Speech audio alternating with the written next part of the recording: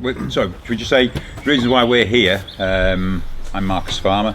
This is my house. We've decided that we're not getting a look in on any of the other hustings, so we thought we'd come round and have a civilised chat over some crisps and beer, and just introduce ourselves to the people of Manchester that we may be people that you might want to vote for. So, do you want to go ahead, Nick, and introduce yourself first? Sure. I think the best way of describing us is we're the Goonies. We're the kids out of the 1980s TV film where nobody wanted to play with them, they were on their own, they were left out, ignored, and I think that's what we are. We're the Goonies. I've been that all my life, so. Yeah. But my name's Nick Buckley, I'm standing for Reform UK, and I decided to stand in December when Greater Manchester Police was put into special measures. That was the final straw for me. I've been working on and off with the police for 2 decades, and I realised then things have to change. I think we all expect politicians to do nothing, not to change our lives at all. Yeah. But I think we draw the line when they're actually making things worse and actually damaging institutions. And before that, I'd been a critic of the current mayor's policies and actions on rough sleeping, because I run a homeless charity, set up lots of projects, I've got hundreds of people off the street, and he's had 4 years now and we've still got hundreds of people living on the streets. Do you think a lot of that's to do with COVID-19, that it would have done a better job if obviously this pandemic hadn't come along, though? No, I think COVID has actually reduced the numbers. Right. I just think we could do more, do a lot more. We need more political will and determination, and I think those 2 reasons are the 2 main reasons why I decided to stand. You joined like myself and Dave here have obviously gone independent. Yeah. On a unique selling policy, haven't we, really? So one-trick ponies, yeah. You're more, I don't know, more sort of up-and-coming sort of new party, aren't you? So Yeah. what was the attraction of that then? So when I decided I wanted to stand, I thought, right, I wanted to stand for a party, because then you've got the back office stuff. Yeah. You've got the money, you've got people pushing you. What do I know about standing for mayor? Yeah. I know a lot more than I did 3-4 months ago. Yeah. But 3-4 months ago I knew nothing, so I thought I need a party behind me. And I thought about which parties to stand for. I could never stand for Labour. I've never supported Labour in my life. The Tories, not so much at the moment. Not with Boris down in London. And then I was looking at some of the new parties, and what attracted me to Reform is because it's brand new. And I thought, if I can get in there early, I can help form some of the policies. Yeah. Rather than joining a bigger party where you then have to follow all their policies. You've got to believe everything they tell you to believe. And I can't do that. I either believe something or I don't. Yeah. I'm not going to say I believe or push something that I don't believe in. So what I like about you being here tonight is that you've got nobody in your ear going, I'm not sure about that. No. have you? I can say what I want to say. Whereas what having followed Andy Burnham from the last election, it was very much, there's a script. Even to a point when he turns up to a debate, a proper debate, not these Zooms ones, he will always turn up 1 minute before it. You'll never get hold of him just before a debate. It just doesn't happen. He just walks in. So he's got a team behind him. Oh, wow. Whereas, Big team. Whereas us 3 here, I mean, I'm on my own. I'm on my own. I'm on my own. I'm just sort of making it up as I go along. But yeah, is that, you got any more to say? Or? Well, more things I can talk about later, but Yeah. there are 2 main reasons why I decided I was going to stand. Yeah. Dave, do you want to go ahead? Or? Yeah, name's David Sutcliffe. I've lived in Trafford all my life. Had no desire whatsoever to ever stand for public office until I uncovered. Until you saw the salary. Well, no, I even said with that, I'll take half of it if I got elected. Yeah, no desire to stand whatsoever. But I uncovered industrial levels of corruption within Greater Manchester Police, including the temporary Chief Constable at the moment, Ian Pilling, and Andy Burnham. Right. They are fully aware of corrupt goings on in relation to payments to people, in relation to redundancies and then people being taken back on, and also the hiding officers' criminal behaviour for the sake of political correctness. Right. And I tried, whilst I was in Greater Manchester Police, to get this sorted out. I failed, and then I went to Andy Burnham, because the chief then, Mr. Hopkins, also fully aware of everything that's gone on. And basically, Andy Burnham stonewalled me. Right. So I sent him lots of emails, got one or two of his people in the office to come back to me, rang me up and sent me the odd email saying, we're reviewing it. Nothing. And then I was coming back from Manchester on the tram, Deansgate Castlefield Metrolink station, and there he was conducting an interview with the BBC.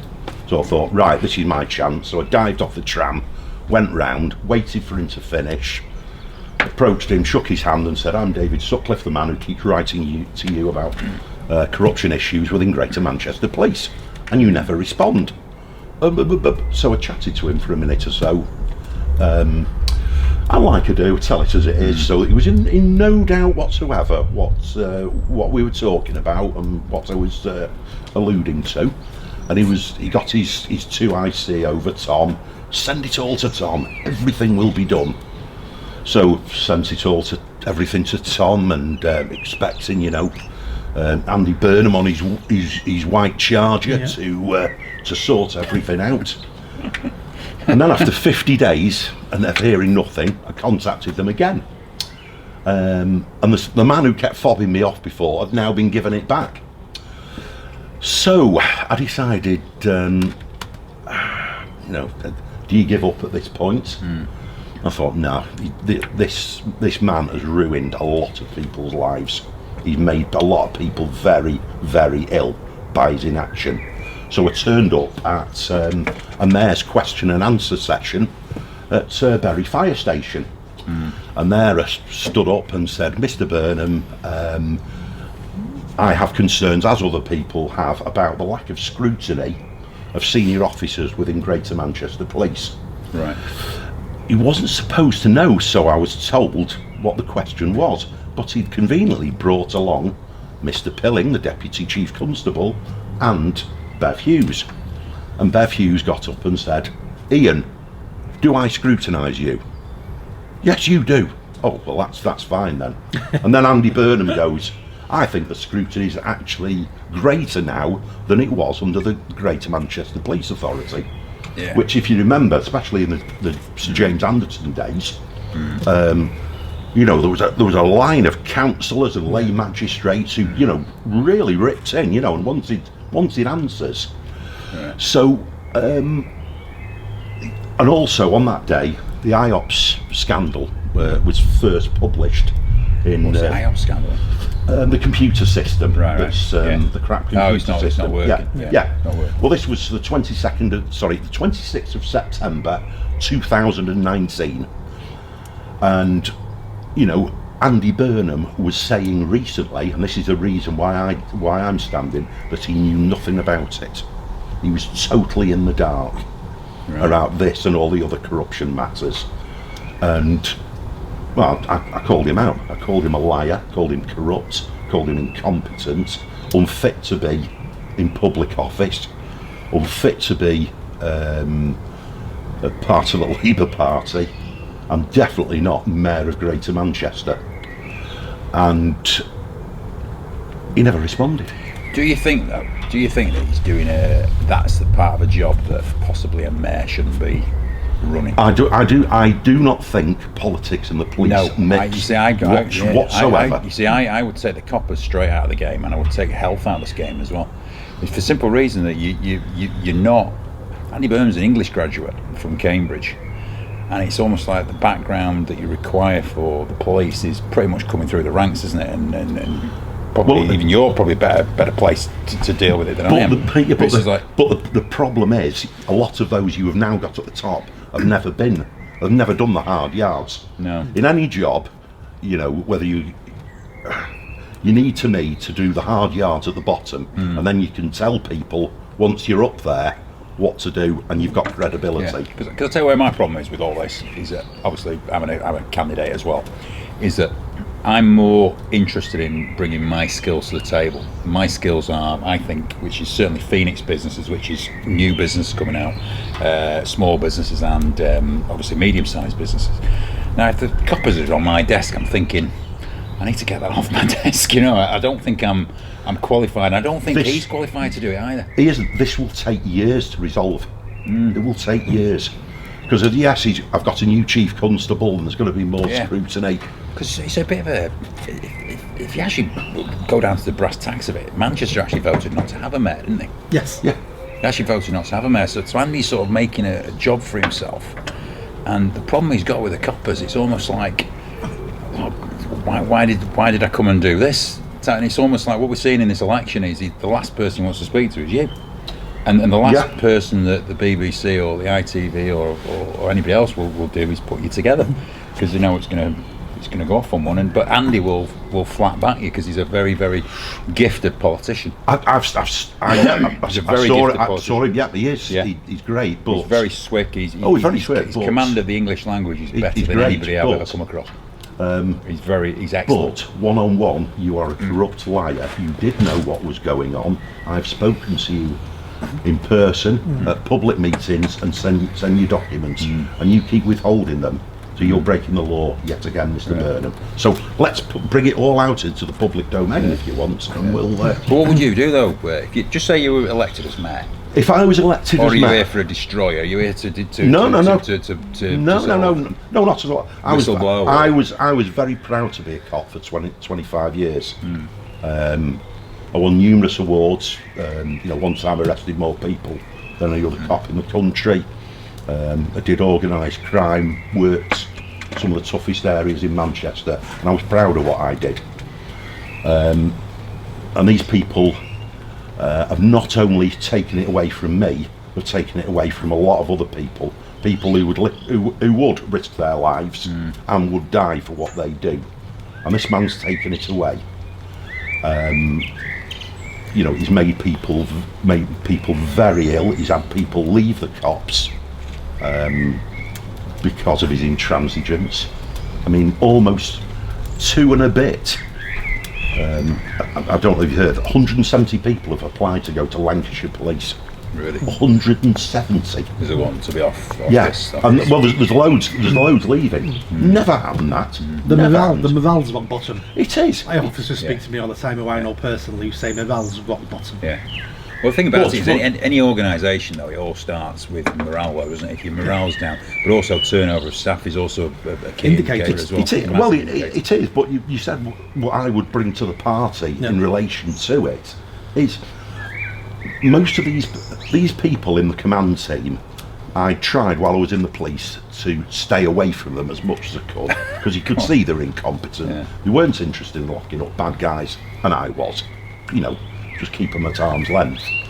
But since all this kicked off, and I have had a lot of personal interactions because I went into their offices one-on-one, just to give them a little bit of feedback. Well, they loved you, didn't they? Yeah.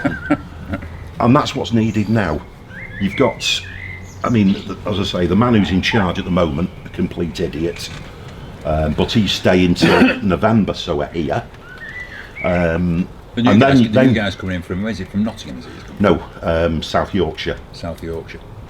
Right. But that whole command team, they need getting rid of. And the problem is, they've promoted people of their ilk within the organisation just below the command level. Right.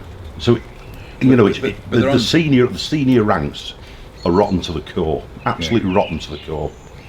So basically, if me or Nick were to get to mayor, we've got a huge problem. Just coming in as like, for the forces that used to get put in special measures, or if you remember.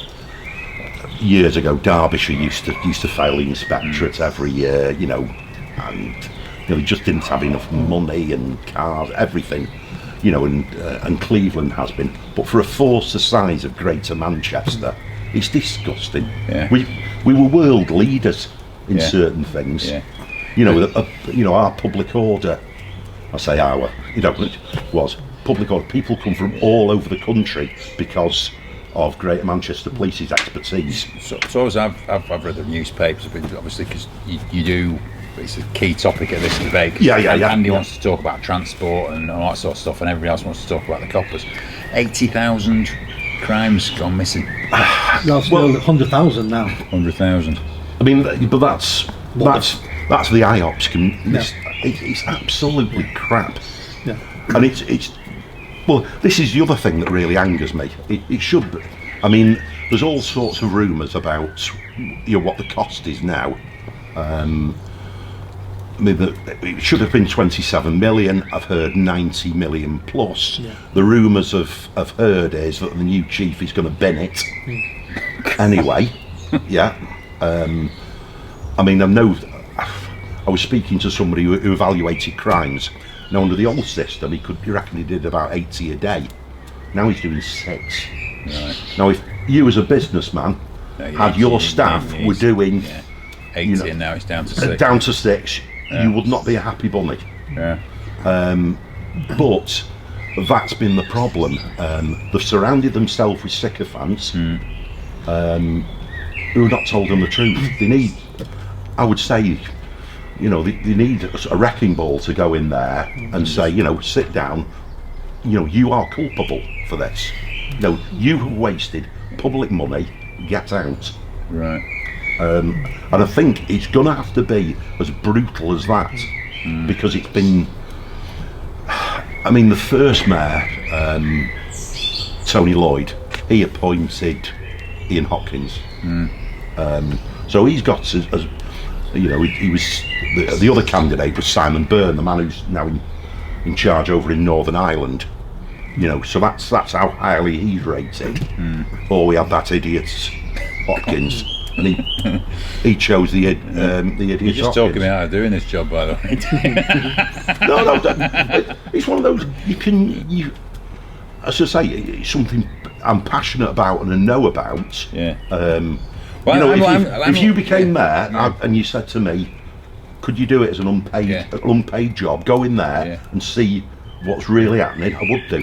Because I'm looking at the job description here, and obviously placing the fire brigade on it, and all I'm hearing from both the bobbies and the fire brigade is the last thing they need is somebody coming in, somebody like me, for example, or maybe even you or anybody, telling them that this is the way it should be done.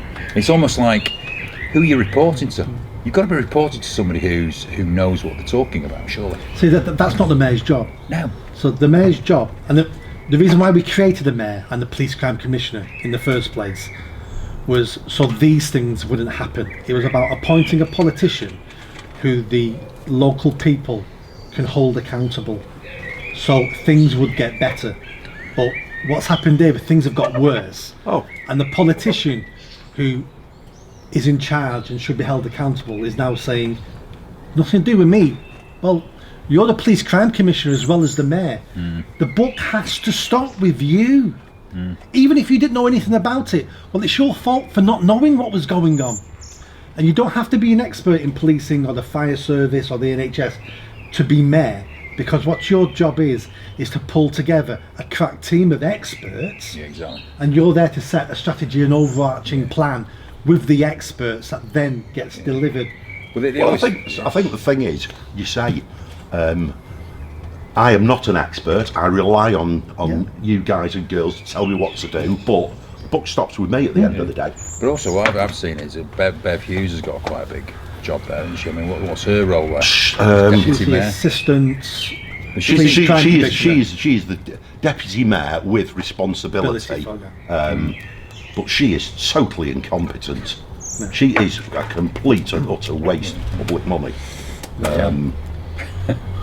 And so, as I say, if somebody went in with the will to do it, I think anything can be achieved. But you would be looking at years. So what you're saying then, Dave, in a nutshell, is that you need experienced people to go in there and give it a right good going over. Is what you're saying? Yeah. But basically, with people who are operationally savvy, who are prepared to take it back, because at the moment, what happens is they surround themselves with sycophants, and anybody who does speak out and say, actually, the problem's here, they become the problem. And that shouldn't be the way. Especially, this, this is public money, this is public safety.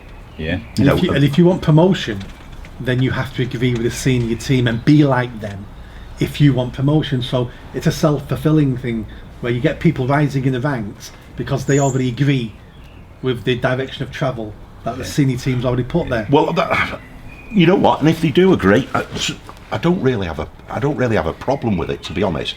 What gets me is these people put the finger up to the wind, and change overnight. I mean, I can remember when Michael Todd, previous chief constable, but 2, died. And now Michael Todd was, up and at him, get him arrested, blah blah blah. And all these people turned into that, all these senior managements, and then Peter Fahey came along, who was different, and all this. He had some mad ideas, and they were all following him then.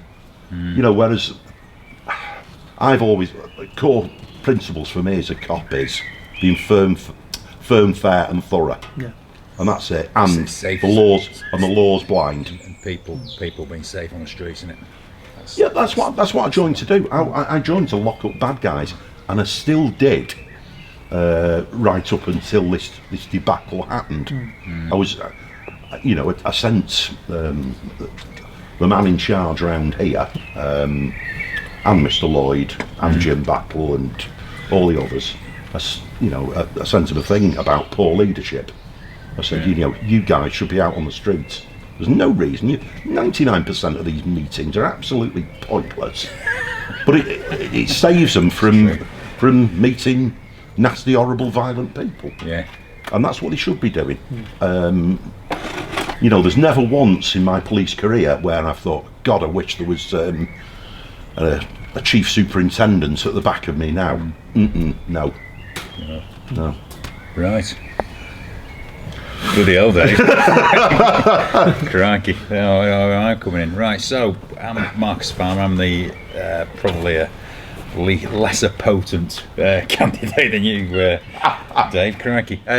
So what I'm doing here is I'm interested in ideas, bringing loads of ideas to the table, and just testing them at election, if I'm brutally honest. But obviously during this COVID pandemic, what I want to do is I want to put all those ideas to one side. And what I learned last time was that if you're an independent, and I think you're quite right in what you're doing, you have to have a unique selling point. You have to have a reason for people to vote for you.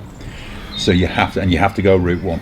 So the only one that was really open to me was obviously ending lockdown, because everything else is covered. You've covered homelessness, you've covered that, and I just do think that is basically the way we have to go now. I think what we have to do now is we have to say what's done's done. Everybody's got an opinion. We've all got an opinion.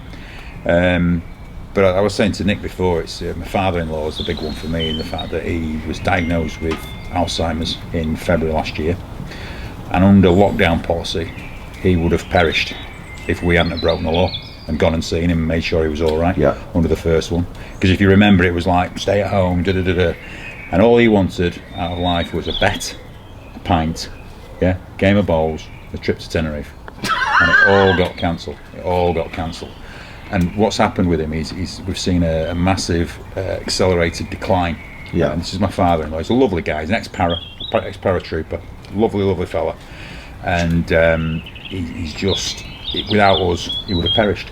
And I want to know is how many other people have gone through that on this, what I would call a false binary, which is basically we're all told how many people have died, but how many other people have gone through absolute hell to the point of accelerated decline? Yes, I've got a couple of teenagers who are really struggling with it. They're very creative girls. But my kids are going to be okay. But kids who are in less affluent parts of Manchester are going to really struggle. I've not seen my dad for 13 months. He's in a care home. He is a bone cancer patient.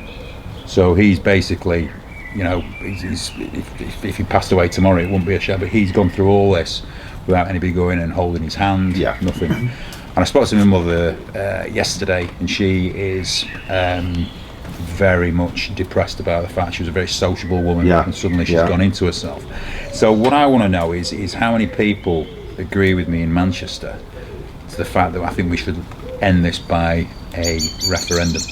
And I don't, that position is available to me, because what's happened with all the parties, they've all gone. It's almost as if they've met around the back and said, let's just not talk about COVID. I don't know if you've noticed that. Have you noticed that? I don't know. They just don't want to discuss it. And there's... Well, they do when there's point scoring. Yeah, but it's, I think what you've got to do is, the attitude I've got with it is that what's done's done. And we need to move forward. So like I was saying to Nick before, is what we're finding in the business world is that not many people are going bust, but nobody's paying any tax next year, because what you do is you hold on to your cash, and the tax take to the government is going to go right down. So what does that mean? That means probably the NHS is less going money to go. For the NHS. It's going to go privatised. It's going to go. All the young people coming through out of university. I mean, there's another thing as well. The students. I mean, they've been absolutely treated disgustingly. Now, you won't be able to treat a 50-year-old guy like that as the 20-year-old kids who have been absolutely. They've been paid £9,000. I've had two of them at home. Yeah. And I've watched a couple of lectures. I'm saying £9,000. Yeah. The eldest daughter's 3 hours a week for £9,000. Well, I think even worse than that, where they've said, come back. So their dormitories are filled, and then they're doing online lessons. Well, no. As soon as those contracts were enacted, so your landlords, you can't blame the landlords. No. But certainly the universities as well. If the first years with dorms. Absolutely right. But my take on it is what's done's done. You can't just go right. You could have, should have, would have. I would have done this. You'd have done. You've got to draw a line on it. You've got to say, you know what. The economy is absolutely in tatters here, and I can see it right on the front line. I can see all sorts of problems. Going down the line, the airport's a massive problem. The airport, there's 40,000 direct and indirect jobs there. It's not just the pilots and the people who check you in. It's the sandwich guy at the back it's the freight guys at the back. It's the taxi guys that link in. It's all this type of stuff. And the other thing that we're not looking at is the business rates that we're going to lose out of Manchester City Centre as well, which are huge. So you've got to look at it from a purely budget point of view, is that it's okay taking a finance look at this over health, but who's going to pay for our health going forward? But then there's other stories where people are being set off on furlough and they've got their £2,000 a month and they've gone and got another job around the corner. Yeah. And that's legal. And that's so somebody who's on 30 grand a year has been put on furlough is now getting the £2,000 through the furlough, but they might have gone and got a delivery job somewhere and they might be earning £500 a week from that. So they're actually quids in. So there's a lot of people who have done very, very well out of it, and good luck to them. And you know what? And I think the other one is I think as company directors, people can. Can be furloughed. Absolutely correct. Absolutely correct. I know you'll have heard of people who have been made directors. Absolutely right. Yeah. So bounce back loans and all that sort of stuff. It's all gone on, and that's why I think we need to draw a line under it. And I think that if I was successful, you can't stop lockdown, but what you can do, you can say there's 250,000 people here who disagree with this process, and you start the process and you make sure that we don't go back into lockdown, because the political pressure that's coming through now, you can either have a vote or I think you're probably a hot day off a riot. I really do. I think we'll be close to riots if they try to lock down again. I think there's no public need or want for this anymore now. I mean, for me, I agree with almost everything you said. We need businesses open today. We need I would open every business, every sector tomorrow. Yeah. Because we're stocking up for tomorrow so many problems. This whole thing was about we need a vaccine, we need a vaccine, we need a vaccine. We have a vaccine. Yeah. The government needs some credit. They've rolled that out amazingly. Yeah. And now hospital admissions have gone through the floor, deaths have gone through the floor. There's no need now to be locking people down and locking businesses. We know a lot more about this socially, economically, emotionally, culturally than we did before, health It wise. should all be. I want everything to be a choice now. It should be a Yes. choice if you wear a mask or Absolutely not. right. It should be Absolutely a right, I agree. choice if you want to shop in that shop I or not. It's a agree. choice if you take the vaccine or not. I agree. Everything I should agree. be a choice because Yeah. we live in a free country. Yeah, and I think that's the thing that's bothering me more than anything else. And there's another thing as well that's absolutely crucial is that the Oxford epidemiology department have been shut down on this debate completely. So's Harvard, so's Stanford. Oh, these are the top universities. These aren't conspiracy theorist people who said that this is not the way to go right at the beginning. And the problem you've got is when you shut people down on debate, what else do you shut down? Yeah. Does YouTube get hold of this today and say, sorry lads, we're not having any of that? They can do if you mention Yeah. something that's Do you know against what I their mean? policy. That's the world that we're living in at the moment. Mhm. Yeah. That is the world. Now, I don't want to live in that world. I don't want to live in the world. I know there's been a health crisis. I know it's been absolutely shocking for people. I know people have lost loved ones, and I'm not trying to trivialise it. What I'm doing is I'm saying that we have to look at this logically, and we have to say that actually taking back our freedom is actually more important than somebody saying when we can and can't have it. I've So got you to, just- I've, you I've, disagree? I've got to say, yeah. I mean, as I said before, I do disagree with you on that. But like anything in life, let's have a debate about it. Absolutely right. Let's have robust scrutiny. Absolutely Don't right. just follow. No. But also as well, by doing this, Dave, by taking that position, I've looked at the like I was saying to Nick before you came, was that it's a marketplace, and the currency is votes. And last time there was, I think, 600,000 people voted, so it was less than 30% of the actual vote. What I'm asking is, what do those other 1.4 million people want to hear? And I think a lot of them would end lockdown tomorrow. So I'm asking that question to everybody in Manchester and see how you get on. Because until you actually start asking people what they think, and we start taking elections seriously, and we start having, because this is a proportional representation thing as well, isn't it? It's not like first past the post, is it? This one. It is if you get over 50%. It is if you get 50%, but Yeah. it's a better system than the first past the post. Yeah. And it's just, let's see what people think. Let's not be told what the opinion polls say. Let's not be told. Let's just have, it's a secret ballot, isn't it? At the end of it, I think a lot of people are apathetic about it because you could put a red rosette on a dog, Yeah. and you get elected as But a Dave- Labour mayor. But Dave, on this subject, there's three types of people on Cope. There's ones that have done really well out of it. I know people who've made millions out of this. I know a guy a young kid who sells weights. So what happened was he Wow. was in weights, and suddenly the gym shut, and Training suddenly from home. everybody wanted training from home, and he made an absolute fortune. And Good luck to him. Yeah, Good luck to him. Absolutely Yeah. right. Entrepreneur, right place, Yeah. right time. Yeah. Takes his chances. Off we go. No problem with that. That's my breed. Yeah. I love people like that. What Yeah. we got, let's go for it. As long as it's Yeah. legal, as long as it's ethical, off you go. Yeah. Then there's the people who it hasn't affected, which is a lot of the public sector servants who probably are going to get the kick in 18 months down the line when the things when the money drops. when the money and drops. Yeah. redundancies, yeah. But then there's the people like my father-in-law and people who've lost their businesses who've been absolutely battered. So you fall into three types, don't you? And I'm just more interested in taking the view that nobody's covering that base at this moment in this election. And like I was saying to you before, it's like a restaurant where what's on the menu, and I'm the bit of a smelly fish there, but somebody might want to try it, and it's, you're on the police, Nick's on homelessness, Andy Burnham's on keeping office, the Green Girl's doing what she's doing, and Simon Report, obviously Laura's having a go at Andy. You know what I mean? It becomes, with us three here having this debate, it becomes interesting. Yeah, because everything is. I'm part of a panel. Yeah. I've set up Absolutely. I've set up a focus group, and I Absolutely. really appreciate the Absolutely. feedback that Yeah. we've got. But it's pandering Yeah. to a certain. But also it's a social media echo chamber as well. Is that so?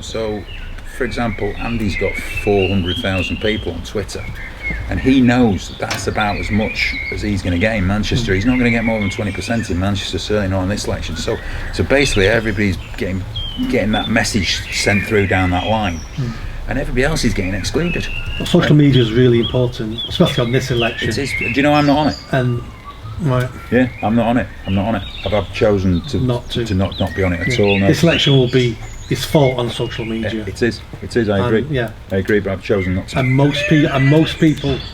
most modern people now get so much of their information from social media, and the mainstream media is dying. That's why those TV debates really not that important. That's why I didn't get that upset, because I didn't think they were that important. But then going back to your point, to wrap all that up, for me, where we've made a mistake and where the government's lost it a little bit is, I value more quality of life than longevity of life, and we've seemed to have gone the other way. The government now is pushing longevity of life, and it doesn't matter about your quality of life. We want you to live longer, miserable, unhappy, slowly dying. That's fine, and I want to get back to more of a quality of life. Yeah, I mean, you see, what do you think about that? Yeah, I mean, going back to your COVID points, I work and volunteer in food banks now. Turned up to drop a donation off at the start of the pandemic, and now work 6 days a week doing it. You know, and do really enjoy it. However, I came across a couple who both worked in a warehouse. Now the basic was 19 grand a year, but they got 10 hours overtime guaranteed every week at time and a half, and they got a bonus that could be up to 150 a week. So I think, you know, they could be from sort of 70, you know, 38 up to 70 odd grand a year between them. Well, furloughs come, and now they're getting 80% of the 19. Yeah. And these are people who've never claimed benefits in their life, do not know what to do. And they've got their with that a shame, they wouldn't come to. I had to go and meet them to give them food, and that's a common thing. We are now going to have massively working poor people who are going to be relying on food banks and there's all sorts of stuff. I mean, we've got We Buy Any Car, .com next to us, and we've seen all sorts of cars getting chopped in, and just guys just going, lost my job. Lost my job. What are you going to do? Don't know. You know, and these are the types of people who are not getting a voice at the moment, and it's just basically, I sort of get the impression it's like, well, you know, there's a pandemic going on. You know, that's where some people have done really well out of it, and you know, they'll be going, you know, and what I really don't like is the fact that because of the industry that I work in, it's a very working class industry. It's obviously in the waste game. A lot of the people around here and in nicer areas are very, very lucky to be safe, and they don't appreciate it. Very, very lucky to be safe. Very. They can work from home, so you're sat on Zoom all day. And it's like, well, I'm getting my full wages, and if that's an easy life. And what I'm saying is that it's the people at the bottom of the pile who have been battered. And it's like my father-in-law from Ashton-under-Lyne. If it hadn't been for us breaking every single law in the body, and I'll say that on camera, you can stick your lockdown up your backside, up certainly the first one, because he would have perished, and that wasn't happening. It wasn't happening. He would have been a statistic that wasn't COVID on the other side of the ledger, because there's a ledger, isn't there? It's not 125,000 nil, is it? No, it's not. It's 125,000, and there's a figure there that we still don't know what that is, and it's complex. But there needs to be a line in the sand, and it's a freedom line, I think. Well, I've got to say, in that scenario, if I thought my parents were going to die, no, it's just not happening. Not happening. It's not happening. It's not happening. So that's reason, you know, and I can't get that across in a debate because there isn't time, and also if you did, they'd go and boring, you know, and they'd just edit you. I don't think they'd want you to talk about it. No, they don't want to talk about it. They don't want to talk about it. So you know, this sort of puts a different perspective on it, because it's an honest take on my personal perspective. I've been battered financially because all the offices have shut. But I'm actually not bothered about the money, because what it's made me realise is about what things are important. And happiness of your kids happiness is absolutely crucial. And I've got two very creative, and it's a bit like a bird coming out of a tree. Is the fact that they're most vulnerable when you first leave that nest, and at sort of 18 and 21, they're in that gap, they're in that area of where they're most vulnerable, and there's kids with teenage depression and what have you, and all sorts of things going on, and we're just not talking about it. We're just not talking. So just by standing, I'm just hoping I'll flush out widen the all the debate. stories. Good. Because Good. the thing is, the point is that at the end of the Second World War, nobody knew about the Holocaust until 1945. So is this the same scenario where all the stories of COVID are actually yet to be told? Oh, absolutely. And The next couple of years, there's going to be that much evaluation and Yeah. looking back. Reports will be written, Yeah, absolutely. and we're going to find out mistakes were made. Of course, they were made. course Nobody they were, knew yeah, what yeah. they were doing at the beginning. Well, as long as it's genuine. Exactly. If you try and, Mistakes were try made. and do the right thing, I'll back you all the way. Exactly. Could have, should have, would have don't work. in No, this it one, does doesn't work. Exactly. Because whatever scenario you'd taken Yeah. at day one, Yeah. there was nowhere to go. Yeah. There was absolutely nowhere to go, and you could have said, well, I agree with that, or I didn't agree with that. Unless your name's Andy Burnham. Right, so we've all introduced ourselves. What's the next bit here? Media treatment so far, what do you reckon? Total stitch up. Total stitch up. Complete carve up. I sort of expected it, so I've not been disappointed. I, at the very beginning, knew my fight was going to be on social media. Yeah. I'm But not you've only got about 1,500 followers, haven't you? on Twitter. nearly 10,000. Actually, yes, you have. Yeah, sorry, Nearly who 10,000. else has got 1,000? I think it might be Melanie who's only Yeah. got 1,600. I've used some money to pay for ads on Facebook Yeah. to drum up. I think Twitter's an echo chamber, so I'm not It is, using Twitter totally. to drum up votes because it doesn't work. Yeah. I'm using Facebook to drum up votes and Mm. have conversations with real people. So that was always my strategy. I've done as much non-mainstream media as I can. So, these online magazines, online podcasts. Yeah. I've done lots of them because it's like this, they give you time to have a chat and a conversation. Yeah. And you can get into the detail. Yeah. Because otherwise you're just saying a soundbite and it's like, well, what does that mean? Well, no, let's have a conversation. I can tell you what it means, Yeah. but I need 10 minutes. So you can have a real conversation. Yeah. And then, the evening news have been okay. I've done one or two little bits with the BBC, but Yeah. it's just, it was never in my plan. They did an article on me today, the Evening News. Are they? Right. And basically, it's this cutting the councillors down from 655 down to 300 and plonking them all in the new building. The new building that's going up to, I think it's 300 million they've spent into it. So what I've said, right, scrap all the outer skirts, get everybody under one building, and let's have proper debates with proper paid people. And that's not going to go down particularly very well, I don't think. I wouldn't have thought so. But it has to, but because I'm a businessman, your actual reporting structure and how you actually set your soldiers up to begin with is probably the most important part of planning. So strategic planning is a big part of this job, and you can't plan anything if your structure is wrong. And Wigan over there and Tameside over there, they never talk. And one of the big things about Andy is he's not accessible. Whereas if he was in the same building as all the councils, you're in the meetings straight on it, aren't you? What's happening at Wigan bus station? Well, I don't know. It's at the moment. Whereas I've that'd be got to around the say, table.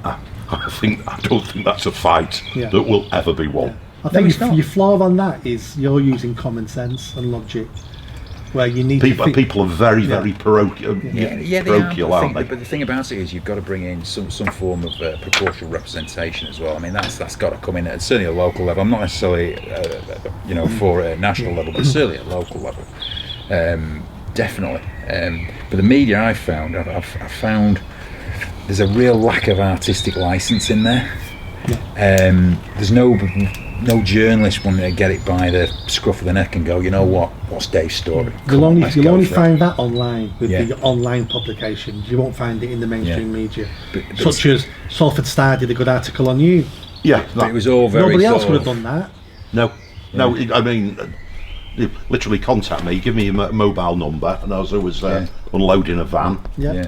I put it on speakerphone, and we did it. And totally ethical journalism, that totally ethical. Gave you time to talk about your points. So, not only that, everything was reported truthfully, Yeah. which But what I've got a concern is, and particularly with the BBC, there's Massively. a narrative at the top Yeah. that cascades all the way down to the bottom, and you've got some kids starting out. I mean, obviously the guy that we're dealing with is our age or maybe slightly younger. But my biggest problem is there's no artistic license, and everything's got to be pushed by somebody. Whereas I want to see some kid or anybody, it doesn't matter who it is, get it by the scruff of the neck and go, come on Dave, what are you about? And do it. And the other thing that's I find really disconcerting is the totally unethical behaviour of certain people in the BBC. Because when I heard about the debate that was happening on Sunday, I thought, I'll try and get in on this. So, I went from ringing up and switchboard. But it's easier not to touch you because there's the legal department will be straight on. They go, you know what, it's better. Yeah, but the thing, but I wouldn't have had a problem with that. If they just said, we're having the 4 mainstream ones or whatever. Yeah, I wouldn't have been happy. But if there's some rationale behind it. But I've used Twitter, Facebook, emails, and they just don't contact you. Well, it's a bit like Andy Burnham does when he gets a problem. Put your head in the sand and switch everything off. Yeah. It's easier. It's all very benign as well, isn't it? So it's very sort of, Well, nobody likes saying no to people anymore, do they? No, they don't. I wasn't invited to any of them. Yeah, but the thing was, it was only Simon, the Liberal Dem candidate, who put on. Well, actually, it was recorded last Monday. Yeah. What I find interesting about the other, well, what do you make of the race as well? I mean, I'll tell you what I think, and if you correct me if I'm wrong, is that there's one of two things going on. Either Melanie and Simon have figured out that that's where the votes are, so they're very close to Andy, or there's some sort of, because they're just not differentiating themselves at all. And I don't know whether it's planned that way or whether they're actually. I think they believe in the same policies. Yeah. This green agenda, all 3 of them are slightly woke and politically correct. I think they're just naturally like that. I've not really paid much attention to anybody else in the race. Oh, I love it because I look at it as a horse race. Like you're a horse, I'm a horse. And where are you in the field? I'm a Shire horse right at the back. Yeah. All I've been doing is concentrating on whipping my pony. Right. And I'm just focused on what I need to do. I'm not worried about what anybody else is doing or what they're saying. I don't think I follow hardly anybody who's running for me. Yeah. I'm just concentrating on my game. See, my take on it is that I think both Melanie and Simon are excellent candidates, but there's more of a reason to vote for Melanie than there is Simon, because obviously the Green card, I think it's going to be massive with the kids, and I think a lot of people will move from Labour to Green this time, and I reckon that she could quite easily get 100,000 votes very easily. I don't think so. You don't think so? No. I think the Greens are always stuck around 5%. And I think she'll be stuck at 5% now. Really? Young people hardly go out to vote anyway. The ones who are voting Labour will probably maybe stick with Labour. Well, I don't think the students will stick with Labour this time. What I'm hearing over around the Fallowfield area, they're really not happy at all. A lot of them. I don't think anyone's happy with anybody. Who do they go to? Exactly. This is what I'm saying. I think they might go. Nick Clegg killed the student vote, didn't he? Got rid of John Leach, the MP from round here. But again, that doesn't seem that long ago for us. But that's almost ancient history for a student today. Yeah. It's a long time ago. That so a lot of them. 2010. Exactly. They forgot all about that. Don't even remember that. It'd be interesting to find out. I think my biggest surprise up to now campaigning has been the visceral reaction I've had off people about Labour. Yeah. I've had nobody criticise the Tories, nobody criticise anybody else. I've had many people criticise Labour and say to me, I'm never voting Labour again. Not necessarily criticising Andy Burnham, but definitely criticising the party. And I've been quite surprised how many people are telling me that. My mate puts a good spin on this as well. Is the fact that I'll never vote Labour again, but I'm not voting Tory either. So it's this ridiculous idea that people are leaving the Labour Party to go and vote Tory. It's just not going to happen. They probably won't vote at all. That happened at the last election because there was a reason to vote Tory. Yes, there and was, that was Brexit. Yeah, get Brexit done. So that was a reason. Yeah. For people who may not vote Labour this time, will not flip 180 and go to Tories. That's why I'm thinking people like us. It'd be interesting to maybe see that what happens vote. in Hartlepool. Yeah. I mean, because that is part of the Red Wall. That you know when. And they're all going for that. They're all pumping money into that. Yeah. Everybody. Yeah. I mean, if Labour loses that, I think Labour have lost it. They've lost It's it. about- Yeah. It's about who wins. Well, I think that's where Mr. Burnham's looking at, isn't he? Keir Starmer to crash and burn in a couple of years, Yeah. and then he can get on his white charger. But I think but I think with Andy, I think he's actually more suited to Westminster, even though he says that, Oh, he is. that he'd like, you know, He this wants, is he his wants to be his Prime job. Minister. That's part of his problem in Greater Manchester is the fact he took this job as a holding pattern Yeah. because Jeremy Corbyn had become leader and he knew things were going to go toxic. So he took this as a holding pattern and he spent 4 years doing as little as possible and taking no chances because he doesn't want to blot his record because he wants to become Labour leader and then he's going to push for Prime Minister. This has always been a holding pattern. That's why nothing's changed. Oh yeah, I mean, he was Shadow Home Secretary in the Corbyn Shadow Cabinet, and obviously, you know, he's very good politically. You can see which way the wind's going. Yeah. You could see that this guy was heading for a massive The- train crash. The one thing he never talks about, he was also Minister for Identity Cards back in 2003, which you probably agreed with. You. I did. I went and got one. I went and paid for one. Did you? Bloody hell. Well, the thing is, you could stop benefit fraud overnight, legal work in everything. You could get a worker now, and you have got to do so many checks because otherwise, if they're working here illegally, you could get £20,000 fine. Is it still something like that? Yeah. So for transport, first thing I want to say is we need to stop the mantra that cars are bad. That just seems to be the mantra all the time. Anti-car, going after cars. We need public transport, and public transport should be seen as a public service.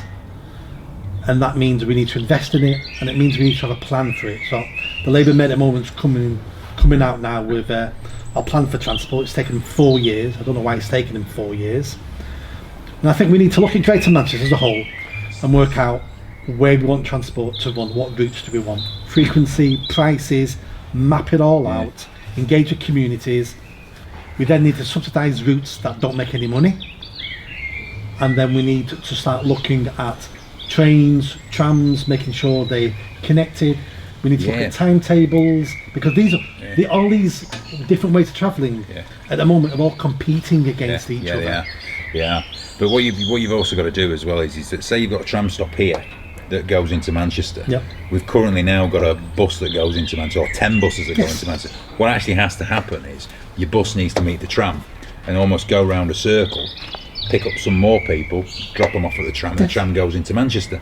That seems to be because I'm in transport. It just seems to be the most obvious thing to do. But you're absolutely right. If you live on the main route, it's fantastic. Yeah. You've got cheap fares and you've got a bus every 5 minutes. Well, we're right here around there. Anywhere else, you live in Wigan or somewhere in Rochdale or Bevy, you can wait in hours for a bus. Actually, in fairness to Andy, I think he's on exactly the right route on this one. To be honest, I haven't got any issues with him on this one, or you may have. Well, no. The only scrutiny and oversight, we could all say, let's have the buses back, blah blah, but make sure that what we're replacing it with is better. Yeah. I mean, I'm old enough to remember GM buses when they were in public ownership. We actually audit them. Yeah, I went everywhere on a bus as a teenager. They were great. I could go to the football everywhere, and I would never have to walk probably more than half a mile, which was great. I can't do that now. I tried to a few years ago when I worked in Stockport. I'll use the bus. I couldn't get there. At that, in the early mornings on a bus because I thought I'll work on my BlackBerry. So I've done basically best part of an hour before I get there. Same coming back, and you'll get on it as opposed to staying at work all the time. Yeah. But the thing is the only way it actually works is if your public transport is better than your car. That's the only time public transport will ever cheaper work. And safer. But here's one: you've got a big problem coming Manchester's way, and it's a cultural shift. is basically what's happened over the last year. Yes. Is that people have gone into home delivery in a massive way. So what happens in Manchester with all your apartment blocks coming in is that everybody's home delivering, which puts another 500-600 cars into Manchester city centre every single day. So I think you've got a real problem there with gridlock coming in, even more so, because you're just adding people coming in, and these guys, they don't mess around, they're in and out and all that sort of stuff, so people are banging the brakes on it all the way back. So you've got a real problem coming there. And the other thing is, lots of people have lost confidence in travelling on buses, and you know, we've heard a lot of cases where they believe they've contracted COVID on public transport. The number of bus drivers who have died, at the starts, due to catching it there. And as you say, culturally, people have got back. People who used to use the Metrolink are now back in the cars again. Absolutely right. Again, for the transport, what we need to be really aware of is if the Labour Mayor wins again and he implements this plan, he's already shown what he can do with Greater Manchester Police. Yeah. It may be a great plan, but will it be implemented to a decent standard, a decent level, if it's the same team trying to implement it? Well, I think that anything in life, when you're doing a project like that, is one singer, one song. I am the man or lady responsible for it, and the buck stops with me. As soon as you start putting it on panels and representatives from each one, by all means get feedback, get scrutiny, but there's got to be one person who steers the ship, and can make instant decisions. But one thing I would do is I don't think that transport works in in private hands. It doesn't. It's an absolute joke. I mean, you might disagree with that. But it depends how you run it. So our system at the moment doesn't work because it's all profit driven. Why would you want to run a bus route from Bury to Rochdale on a Sunday evening and make £1.50? Not worth the bus. So it needs to be a privately run company because they can run their company better, but it needs to be the state and the mayor saying, we want this service and we'll pay you to deliver this service. So they're being paid to run the service, hence at the beginning why I called transport a public service. It needs to be run by professionals but directed by the state, because that's what we need.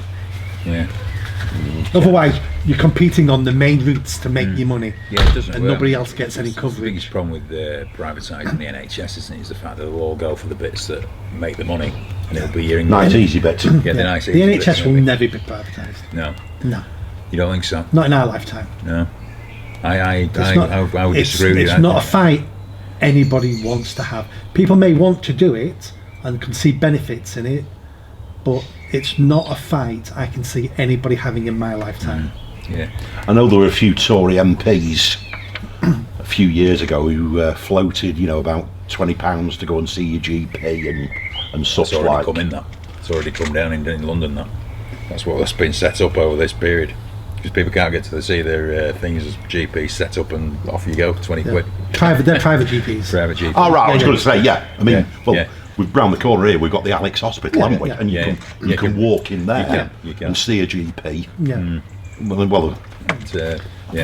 So transport, housing's a big thing for you, isn't it? I've got friends who work in housing. I've done so much work over 2 decades with housing associations and council houses. I do understand it. I'm not an expert, but I do understand the issue.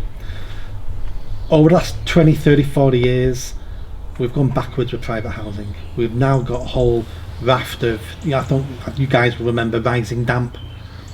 Rigsby, poor landlords, ripping people off, damp. We've really let the private sector go. Again, why? Because that's how you make money. So even though I don't want the state sector taking over these houses, I want them putting regulations and enforcing decent regulations for private landlords. But we need more houses. Sorry, we don't need more houses, we need more homes. There's a difference, and this is my strategy.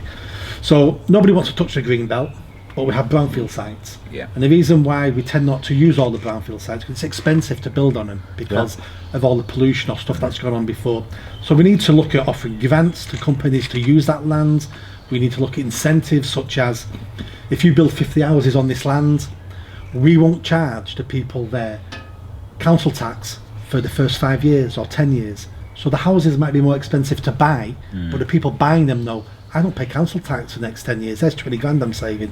There's ways of looking at it to get people to build houses on brownfield sites. Yeah. Other things I want to look at is the high street, commercial properties. That's all shrinking. We still need high streets, but they're never going to be as big as what we remember. I agree. So some of those properties need to be converted into accommodation and flats. I agree with you. That will also keep the high streets alive and busy because people are living there. Yeah, people got a reason to be there. And the third thing I'd want to look at is every other policy that we have to do with anything in Greater Manchester, because some policies have a negative effect on our housing crisis, unintended consequences. An example I can give you is the welfare state. So if you are a couple with children on benefits, we say to you, if you two live apart, we'll give you more money. Oh, so we'll have 2 homes instead of 1.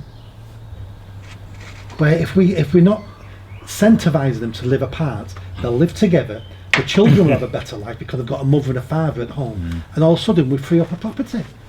There's different ways of looking at things to create more space, and I think at the moment it's one-dimensional. It's, do you know what, we need more homes, let's build on the green belt. It just seems to be one answer all the time. My only problem with this housing thing is that there seems to be a big thing about retrofit at the moment. I'm not a massive fan of retrofit, and I'll tell you the reason why is because every single time you try and retrofit a building, you're better off starting again. I believe there's areas in Manchester that almost need restarting, and my idea would be that the council comes in as a player. This idea that private companies buy the land, do the house up and own the property is a nonsense. Why can't the councils own the property, get a private company in to build it, and then they own it, and then it becomes a cash situation? Because the councils don't have the money to do it, and by law they're not allowed to bother money. But you can challenge that law, can't you? You can do. You can challenge that law, because But that's why we set up housing associations. Yes, absolutely. So, I mean, with interest rates as low as they are at the moment. Yeah, but access to the finance markets is a crucial part for any council coming out of this pandemic. It has to be. I mean, in September when furlough finishes, and you've told us, we're going to have a plethora of debts, less income, blah blah blah. We need to manage the economy, get things built. Absolutely. Let's get infrastructure built instead of. I think the worst thing to me is paying somebody to sit at home and do nothing. But there's a problem in the city centre as well, though. I mean, if you've got the misfortune, I call it the misfortune to be born in the city centre now, and I know you live there, you've got no connection to nature at all. That needs to be addressed. Is the fact that we need more green spaces in that area as well. If it means like flattening a few buildings, but there has to be some sort of like Central Park area or plenty of green spaces in the city centre. But the whereabouts though? I live next to a small park called St John's Park, and just down the road there's another small green area. We're about to build the first park in Greater Manchester in the city centre, behind Piccadilly train station. Because every city that I would class as world class I've ever been to has got 100-acre park that we don't seem to have, and we just seem to be building and building and building. That's because of the Industrial Revolution. Absolutely. That's because we industrialised first and knocked everything down and built factories. But it's all right saying that the air pollution in the city centre is not great. That's got to be one of the main reasons why it's not. It's because it's so built up and cars are coming in and there's no green spaces to actually clean the air up. So possibly that's something we need to look at. One of the quietest parks that even in Greater Manchester, even though it's such a central location, isn't it? Apart from the odd St John's. St John's, Is that where apart from is, isn't it? Yeah. It's a lovely little park. Lovely little park. You get the odd people using it at lunch, but through it's. If you live in the city centre, you don't want green spaces. You live in the city centre for a different reason. So it's not a priority. I'm not saying they wouldn't use it, they do use it, but it's not a priority. But it's also but there's a big thing for recreation now, isn't it? It's like people wanting to stay fit and going for runs and stuff, go for a walk. I think it's vital now. I really do. I think you need to be able to go places where you can walk and you can actually have a connection to nature. So I think it's more vital that you can get a half decent job and earn a living and you get a decent education. I think it's only when you reach a certain point that nature and that sort of thing then become a priority. Now you two won't know anything about the waste, will you? I want to talk about waste, but in a different way. Right, okay. Public sector waste. Public sector waste. Yeah. What got me was the way that £500 million was written off the actual contract. The Viridor Lang one went through the night. I think it was the 2018 accounts. It's just £500 million just went missing. This is GMWDA. This is yeah. And basically what they did, they signed into a 25-year contract, which is bizarre. I actually got hold of that contract through the Freedom of Information Act. It was about 624 pages long, and there was no break clause in it. Absolutely no break clause. So if I signed something for, I don't know, say I went into a lease in a building for 10 years, there's automatically a 3 or 5 year break clause, just in case. It's contingency for the business. Yeah. Absolutely no contingency planning at all. And just they were getting charged something along the lines of £40 a tonne over commercial rate to tip in their own stations. That's how bad it got. And they have obviously had to cut it. It was one of those where a great piece of public sector accounting, how they got it through as an extraordinary item. And again, it's not ethical. It was not ethical. It's corrupt. No, the problem was the media didn't pick it up and they didn't run with it as much as they should have done. Because what happened was everybody's been saddled. If there's 1 million homes in Manchester, everybody's been saddled with 500 quid, haven't we? Oh, it's 500 quid. So it's £500 million more that could have been put into other things. Yeah. Like housing, and it comes back to every policy impacts everything else, doesn't it? Yeah. So this is the sort of thing that you're looking at. But obviously, I don't want to push the waste. I don't. It's obviously it's what I do for a living. I've done it for 25 years. I reckon I could justify my existence just on that in the first 6 months, just siding it straight up. 500 million quid. What can you do with that? That's what was went missing. That's what went wrong. It was actually 800, but they got it down to 500 for a quick deal. Unbelievable. So it's part of the problem for someone who used to work, obviously, in the public sector, is this money is never referred to as taxpayers' money. No. It's always referred to as the budget. Yeah. Or sometimes if you don't know where it's come from, you call it funny money. That's a technical term in the council, funny money. For a grant you get off government that you don't really understand where it came from. So we just called it funny money. And it's always going to be replenished next year. And the amount of waste, and one of the policies I've sort of come up with over this campaign is, what I want to do is shine a big light on waste and incompetence in all the public sector across Greater Manchester. So I want to set up a hotline where people can report into it. So you're not on about the waste of managing the rubbish, you're just on about waste of everything. Just waste of money. Yeah, absolutely. Brilliant. Because unless we learn from our mistakes, that's probably a genuine mistake. I think it's a hell of a mistake. Incompetence. It's not even incompetence. It's just a total lack of commercial acumen. Yeah.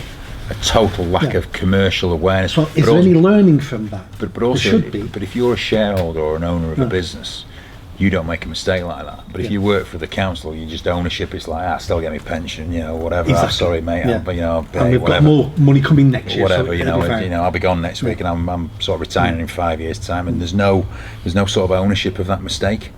And that's exactly what I want to do. I want the ownership of the mistake. That's why I want to shine a light on it, because the mayor can't interfere with the council budgets or the NHS budget and stuff like that. But what he can do, and what I will do, is shine a light on it, highlight it, let the public be aware. That's the only way we're going to improve the middle management, the senior management of these organisations, to say we're going to let the public know that you're wasting their money, because there has to be a culture change.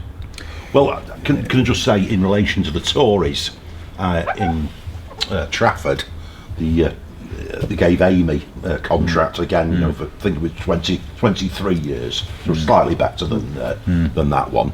There doesn't seem to be, from the feedback I've been getting, enough money in the contract for Amy, so the person who initially got the contract signed, you know, passed by the Tories, obviously got some massive bonus for getting that contract, and then has probably done one.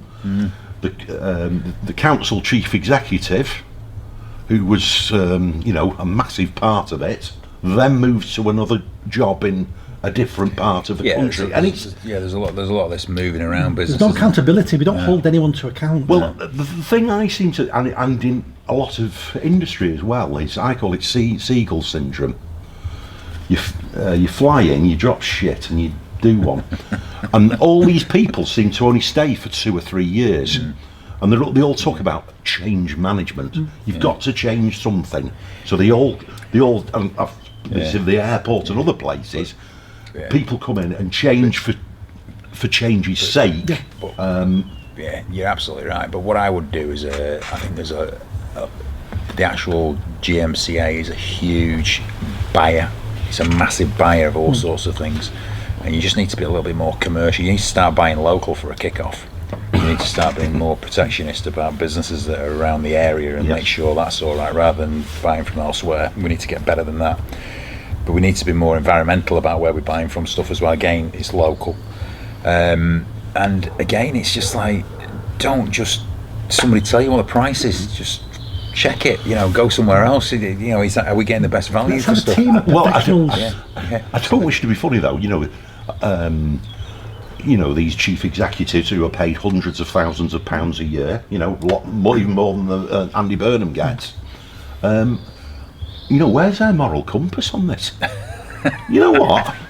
I tell you what, if I did that and I went, you know, my mum would give it me. She would. There would be no hold barred. If you've come up through those ranks in the council, there is no moral compass, because all of this is normal.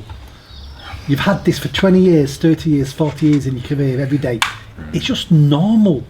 That's why I've sort of like recommended a change of structure. I think it all comes down to the structure about how things are operated, and it just needs a whole re-look about how you buy stuff, how you operate, who reports into what. They've done it all before. But what happens is they do it all with the same staff, and the culture stays the same, and none of it works. And they've rejigged it that many times. Here's a great example, a personal example. 20 years ago, I wanted to buy a A4 picture frame. I was working with some kid, he did something really good. I made a certificate for him to say Citizen of the Week award, and I wanted a cheap £1 frame to put it in. They were £1 in the pound shop. And I went to Petty Cash and said, give us a quid, I'll get a receipt. I did, no, I can't, you can't buy that for Petty Cash. And the office manager said, I can order you one online, it'll be here tomorrow. All right, I don't care where it comes from. So ordered it online, printed out an invoice for me to put it in my file because it's coming out of my budget, £15.99. And it was like, if I'd known that, I'd have bought it myself for a quid. It came the next day and it was exactly the same as the one I was buying out of the pound shop. It's incredible, isn't it? That's the waste. Yeah, incredible. Yeah, but that's the lunatics taking over the asylum, isn't it? I mean, that is. And I've got dozens of examples. Dozens. When you've got a system in place that you can't shift, it's not malleable. It doesn't move. But common sense would. I mean, I've got to say that's one thing where the cops were very good at. You know, when I was running a team, and if we, you know, I needed to buy something on the ground, you know, bought somebody house up or whatever. You know, the old credit card came out and they were. I never got questioned. Well, obviously, I had receipt in why it was there, but they were quite pragmatic in that. Yeah, the council's everything with the council is procedure. It's never about the outcome. It's always about the procedure, methodology, what you're doing. It's never about the outcome. Nobody focuses on delivery. No. This is what we do here, and we need to follow this path. I don't care where it goes to, but this is the path you need to follow. Right. So the last thing is the economy, which I think, is the biggest opportunity that we have to come out of this looking good. Yeah. I think the way you attack this, and this is one of the reasons why I'm quite keen to end this lockdown and just take a really positive approach to it, is that if we're not confident, I use the words confident, bold and positive, if we're not all those three coming out of this and we're not supporting businesses, we've had it. I agree with you. Because the thing about it is you're not competing with Leeds, London and Liverpool. You're actually competing with Munich, Mumbai, Melbourne. Yeah. These jobs have got worldwide. And I'll give you an example, is the online model of education, for example, at Manchester University at £9,000. Well, there's people looking at it and saying, well, why don't you affiliate yourself to Mumbai University and we'll do it for 1,500. Yeah. And all these jobs can be transferred all around the world now. So unless we're right out of the blocks on this one, you have to have a reason to be in Manchester. To say we do it differently, to say we're the best, to do It's all slogans. It's all slogans and all that. It's actually bullshit. Actually, you have to have serious players in the market, and there has to be a reason for somebody to locate to Manchester. You have to get your transport right, and it goes back to yours. So every single policy has to link in, because jobs is it's the Achilles heel at the moment. Well, like you were saying before, your health, education, absolutely. Everything, everything's linked. Everything's linked. Everything's linked. But everything's linked. I think having a mayor is one of, especially for this topic, having a mayor should work in our favour if we have the right mayor. I agree. Because the mayor of Greater Manchester should be our best salesperson. Yeah. He should be, or she, should be travelling around the world, visiting China, India, the States, trying to attract business, selling the region. I'll give you an example of exactly what happened in Manchester this time last year, just probably 18 months ago. Tesla were looking at a site in Haywood, and they were looking at Berlin. And the management team of Manchester didn't even know they were looking. They didn't have a clue that they were acknowledging there was a site that could have worked for one of those gigafactories in Haywood. Wow. They didn't know.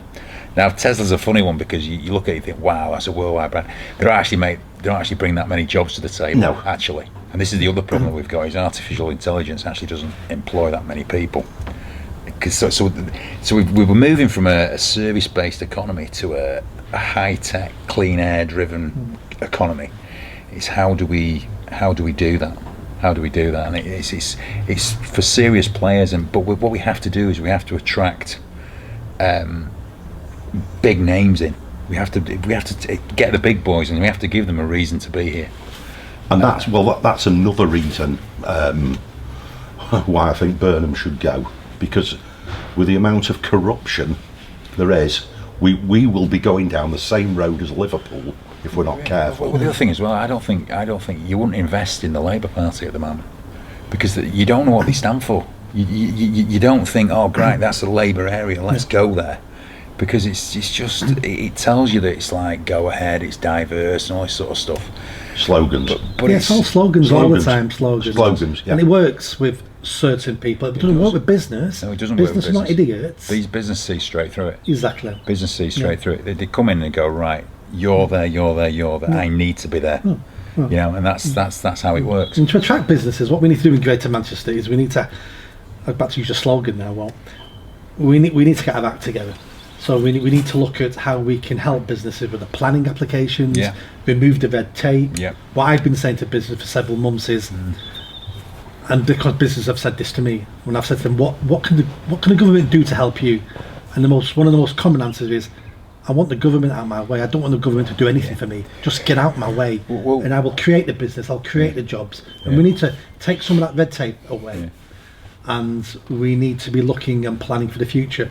Why would you want to move here as a long-term base when our education system is so poor, and we're producing poorly educated kids? This is a huge issue with the digital sector, is the fact that there's so many jobs, but kids aren't educated to go. So we've got to import the workers. It's all again. Well, and the other thing is, continuous professional development. I wanted to be a cop when I was in my teens and became a cop for 30 years. but there's nowadays, people are probably going to change. Yeah, but how old job are you now? occasions. How old are you now? 53. 53, right? But there's still a chance, and there should be a chance for you to say, you know what, I want to be a florist, or I want to go and drive a taxi, or I want to do this, or I want to do that. There has to be a system where people can change their careers very quickly as well. Yeah. And we need to be so much more open to new ideas. Because the world's changing so fast, and then my kids, I'm looking at stuff that they're doing. I'm thinking, how does that relate to my business now? And I've come to the conclusion I'm a dinosaur now. Yeah. I'm Twitter. I started 10 days ago. Yeah, No, it we did. Right, moving on. Right, so We just need to be clever, and we need to be more. we need to be invent more. We We need to be just need to be smart. pushing. But the big thing is, my big thing for this is the word Phoenix business. So what a Phoenix business is basically something that comes out of a crisis, and we need to make sure that Manchester is the place where people go, you know what, I want a slice of that, and that's where I want to plonk my business. And you need somebody at the top who's wants to push Greater Manchester, and on occasions he's going to make some people unhappy. Well, that's exactly right. You know, Andy Burnham loves giving good news. He doesn't like giving bad news. But one thing I will criticise Andy as, it's very Manchester city centre oriented. We need to be part of Manchester. You've actually got to change this, and you've got to say, I need to be part of Wigan, I need to be part of Salford, I need to be part of Bolton, I need to be part of Rochdale. It can't just focus on the city centre, and it becomes this CBD that just comes to gridlock, and the whole thing. And the money in the city centre, I would imagine, go out. a lot of it is leaving Greater Manchester. So what's the point of having a thriving city centre? You know, the second capital of the country. If people who live in Bury, Wigan and Bolton get no benefit of this powerhouse that's down the road. Yeah, absolutely right. And absolutely right. that's not fair for anyone. It's how you rejuvenate the outer towns is the whole business aspect of it. And we do that through transport. We do it through We transport. do that by having safer streets and a decent police service, so you feel safe and you're not going to be robbed. Make sure that your housing that you build is not like Hattersley, where it became a dumping ground. Exactly. You can't do that. It's got to be really sophisticated planning, and And it's where you need your workers with a decent education. Yeah, and that's where. Well, I mean, you look. I mean, we're all of an age where we probably may remember the bull rings in Hume. Yeah. That's You know, bad. they were just every problem in the world was there, wasn't it? Yeah. And I've got to say, getting rid of those and seeing the way proper houses with gardens. Yeah. You know how much the area's improved. But if you was a middle class architect in the 60s with no concept of real life of the inner city, they were amazing. They were. Yeah, for about 5 years, and then all the problems came. Exactly. And Exactly. So right, I reckon. Any other business now? Anything else to say, Dave? other than thanks very much, this is how politics should be. Yeah. There should be some open debates. Yeah. It shouldn't be purely party political, because I tell you what, if I got in, I'd be saying, right, me waste management. Boom. I don't know anything about it. Yeah, you sort. You're passionate about it. You know what he's doing. I'm not sure Come and about tell me passionate. what's going wrong. But yeah, exactly. You know, that's exactly right. And it's just a shame that you can't sit down with London-based parties that have an agenda that it doesn't fit this narrative that we're having here now. Yeah. There's always, interestingly, what Andy's trying to do, and I understand why he's trying to do it. He wants to be an independent, but he also wants to have the backing of the Labour Party. I don't know if you've noticed that with him. He has to have the backing of Labour, otherwise he's an independent. Exactly. And he'll be sat here with us going, I'm not allowed on TV. Yeah. Well, exactly. But he's trying to differentiate himself away from the Labour Party, but he can't do. He's back in there. Yeah, exactly. And I don't know. I just think that we're politically, I think we're in a mess. I really do, because I think this is the way forward, where we disagree probably on COVID. We disagree. There's not much else we disagree with. We probably could have done with Simon Lepori and Melanie, but they were more than happy for them to come in here, and we sit down and we have a beer and we discuss it, and we agree you come away and you say, you know what, I've not even thought about that. As long as you enter any conversation with the idea that you could be wrong, Yeah. you're on a winner, aren't you? Well, it should be, the mayoral position should be above party politics. Yeah. Yeah, I agree. I don't. Well, I've got this down here.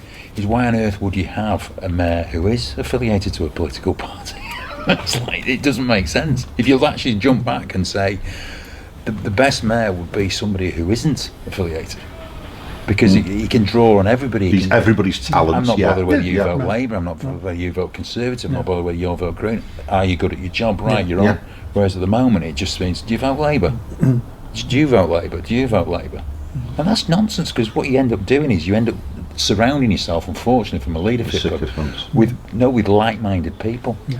And I that think don't every work. mayor in every country is connected to a political party. It's just But the it way. Doesn't have to be, Doesn't and it have might to be. work better without it. But that's just the way it is. Yeah.